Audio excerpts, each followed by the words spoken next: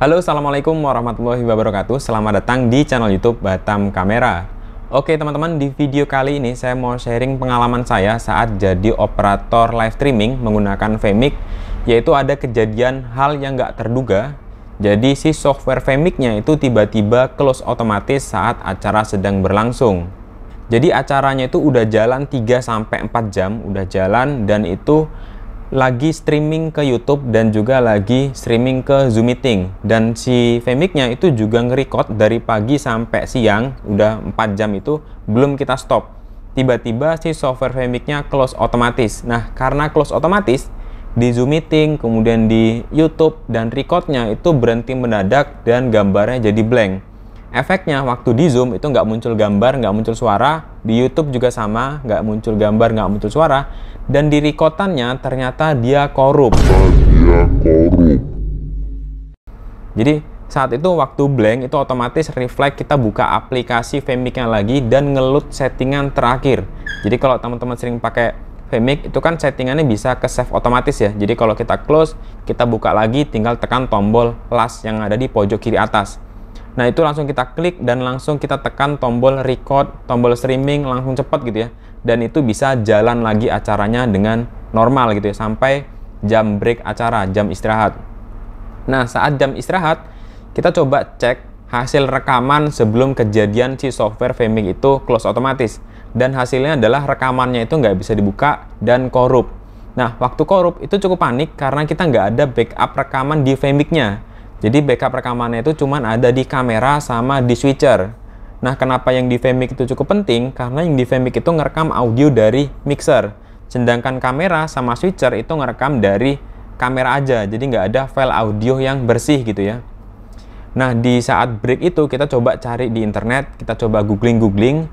Dan banyak yang ngasih tutorial software untuk recover video yang korup. Ada yang gratis, ada yang software berbayar tapi dibikin gratis. Dan ketemu software berbayar namanya Wondershare. Jadi ada software namanya mana tadi ya? Namanya itu wondershare.net.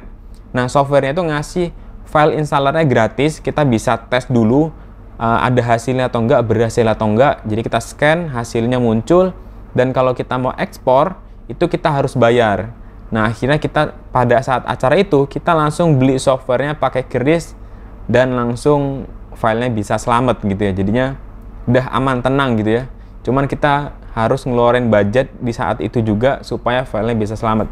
Sebenarnya bisa aja kita yaudahlah kita simpan dulu, kita selesaikan nanti setelah acara gitu ya. Cuman jadinya beban pikiran gitu ya. Karena waktu itu jeda breaknya cukup panjang. Jadi kita langsung coba cari solusi saat itu juga. Kalau misalkan langsung ketemu solusinya, itu kita ngejalanin acara berikutnya itu jadinya tenang, nggak begitu kepikiran gitu ya. Jadi kita langsung beli softwarenya, filenya di recovery dan berhasil. Nah, tapi kejadiannya adalah setelah kita recovery ada masalah lagi.